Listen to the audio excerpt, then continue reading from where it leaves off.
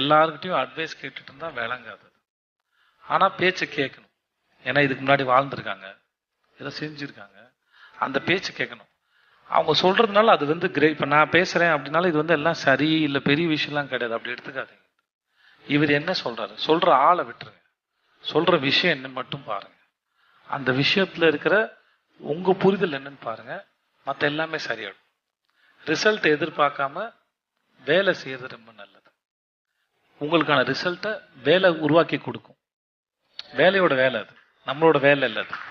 உங்களுடைய சொந்த அறிவு என்ன சொல்லுதோ அதை கேளுங்க. யாரு சொன்னாலும் சரி, அது எப்படிப்பட்டதாக இருந்தாலும் சரி, உங்க அறிவுக்கு சரின்னு படுதா, அந்த அறிவு இருக்கு இல்லையா, அந்த அறிவின் கண் வழியா எது சரின்னு படுதோ நீங்க யோசிச்சு முடிவெடுங்க.